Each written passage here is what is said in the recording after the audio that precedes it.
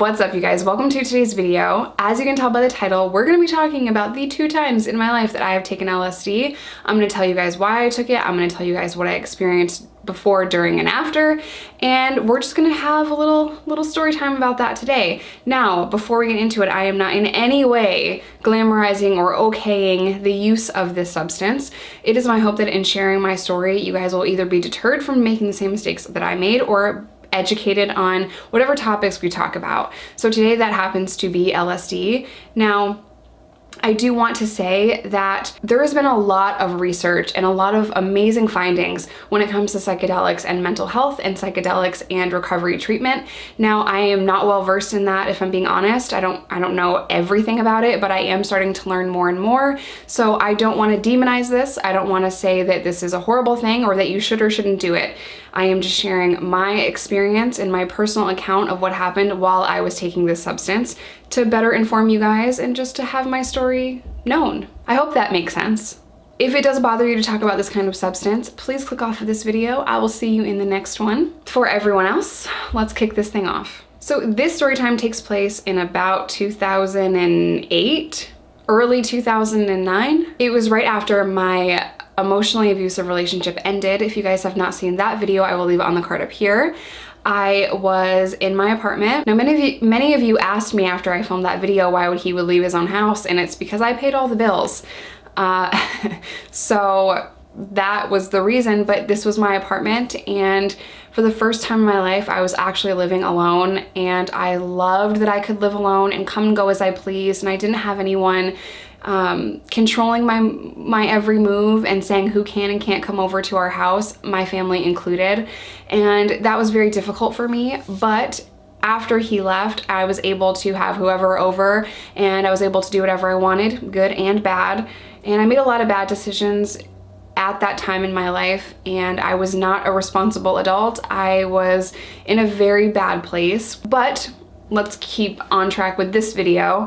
I had a couple of family members come over, and my family is very different. My dad and my stepmom, as you guys have seen on my channel before, they're very straight edge. My dad works at a radio station, my stepmom is a teacher, so super straight edge. And the other side of my family is not.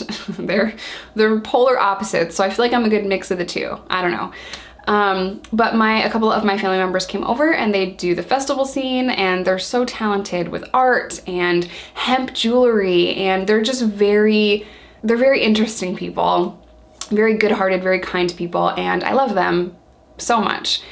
And they came over. One of my cousins was like, "Do you want to try this?"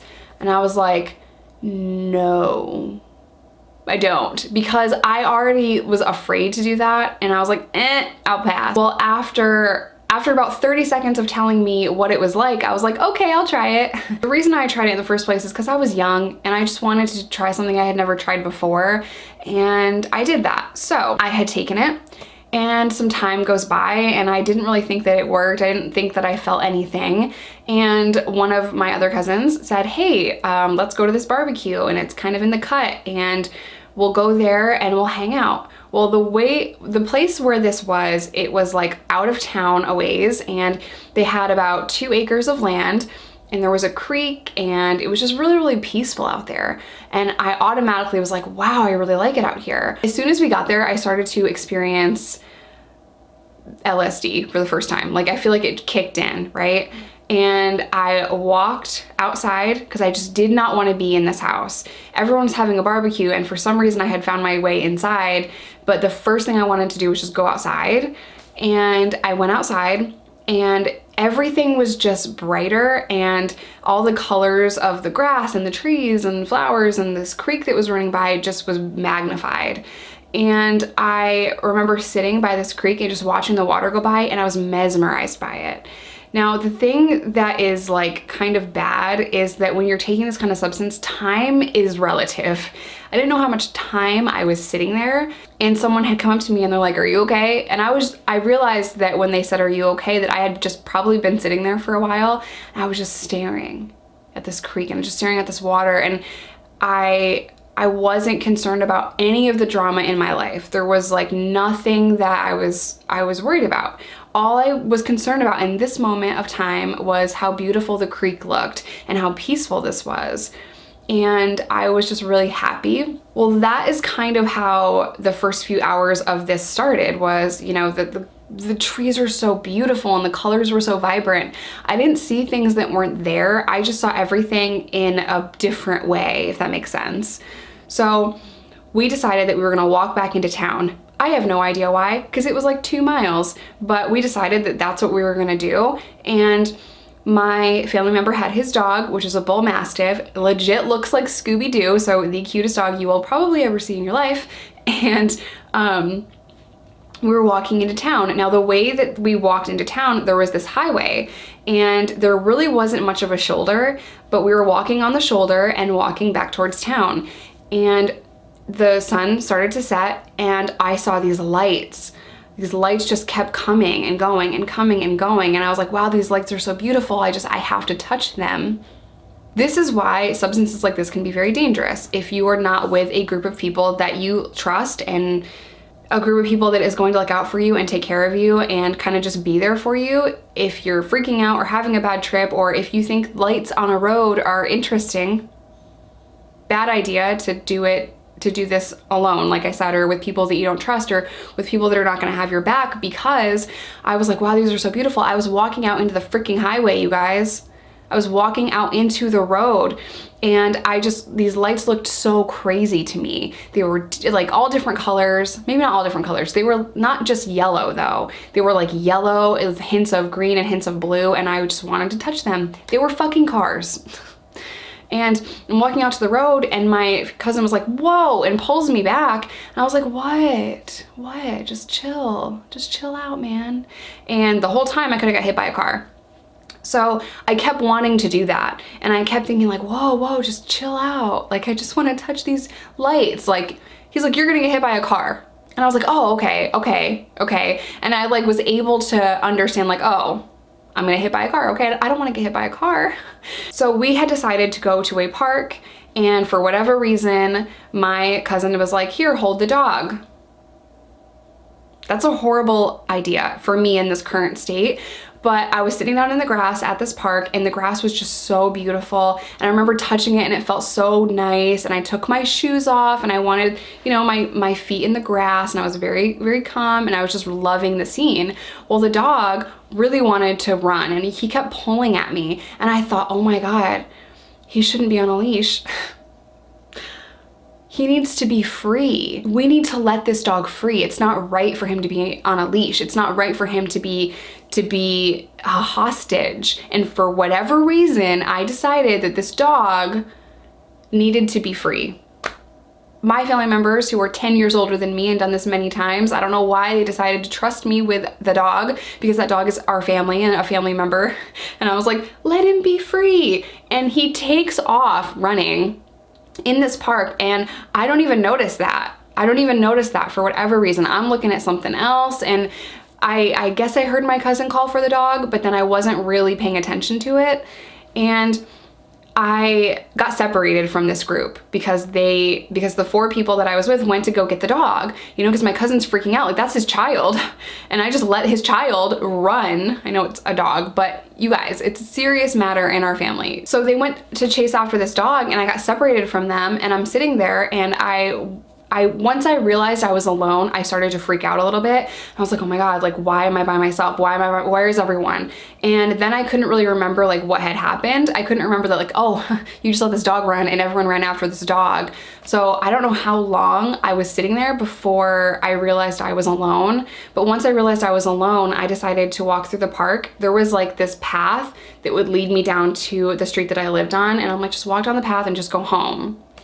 Well, the path is the woods, and it's dark, and once I started to walk through these woods, I was so scared, and I kept hearing these like little noises, and it really freaked me out. And I had walked down this trail a million times at night, and I had never been that afraid, but I started to really lose my mind.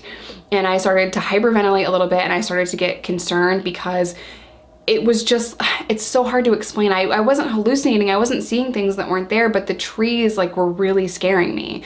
The trees just looked messed up, and the trees looked like they were gonna get me, and I can't really explain it more than that. I can't explain like how they looked, but they just looked tall and dark and like trees, but looked like scary, you know? So my mind was kind of obsessing over the fact that these trees looked really scary, and I didn't like being in the woods. Halfway down this trail, I had found my group, and they had found the dog, and they were just sitting on this log and they were all just smoking a cigarette and just hanging out, and I'm like, no one thought to look for me. And they were like, we just got the dog, we're gonna come look for you. And I guess that I had only been alone for a minute or two, but I had no idea how long I was alone for, and I really freaked out. So they just thought I followed them. But to me, I was like, I've been gone for so long. Like, why didn't anyone come looking for me? Why didn't you send out a search party? I have been missing, and here I am. It was probably anywhere from 3 to 5 minutes. But to me, I was missing, and this was a serious problem, and the woods were scary, and like I was not okay. Once I met back up with the group, I was fine, and I felt better, and I felt safe, and it was like my mood completely changed because I was back with my group. So then we decided to go back to my apartment, and I walked into my apartment, and my family was like, you good? Are you good on your own? And I'm like, no, I'm fine. I'm fine. I have to go to sleep. I have to go to work tomorrow, so I'll see you in the morning.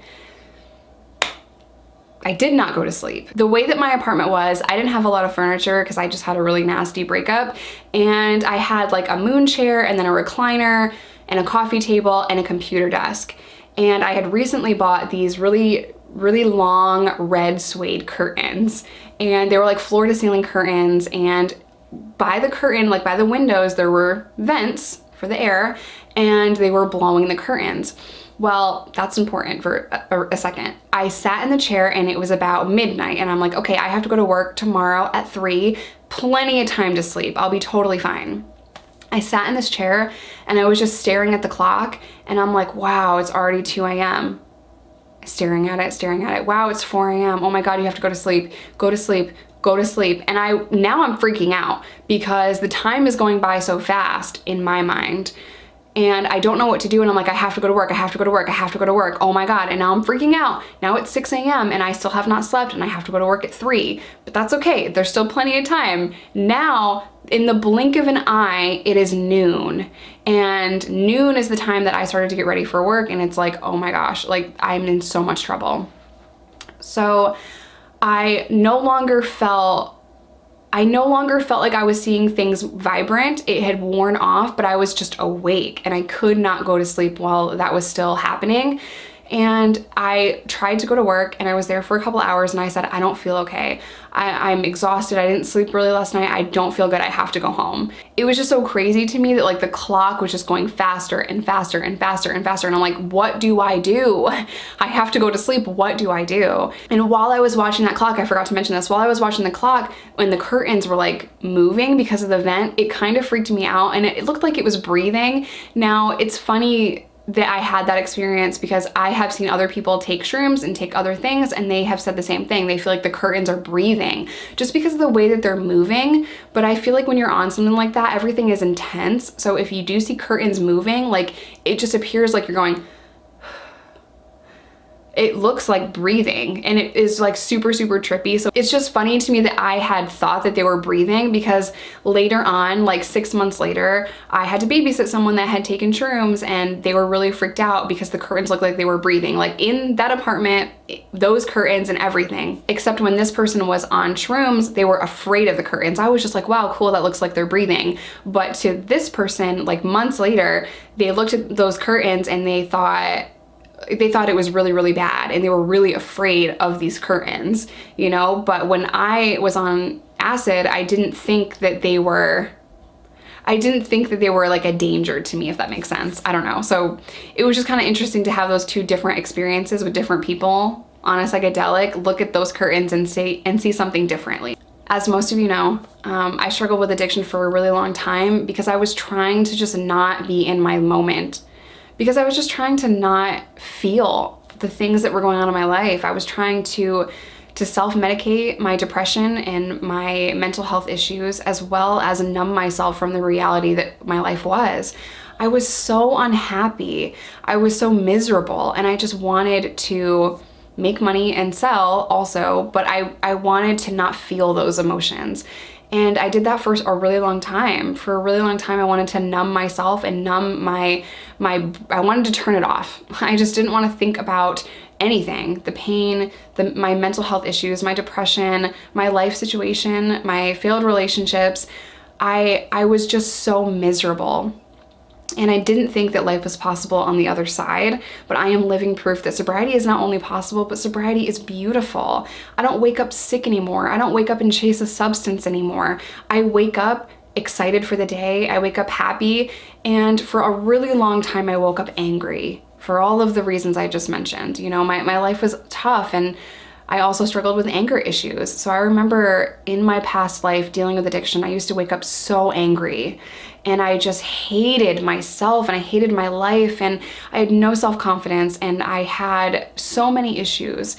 So now to look back on that and see how far I've come, it surprises the hell out of me, if we're being honest, because I didn't think that I had what it takes. But as long as there is a pulse in your body, there is hope for recovery. Whatever that looks like to you, there's so many different options for you, whether you choose abstinence, medically assisted treatment, 12 steps, there's so many different options. And now scientists are looking into a treatment program that involves psychedelics, you know, and I think that we need to judge less and research more. There's so much we don't know about the human mind, and if something can be beneficial to another person, we need to not count that out.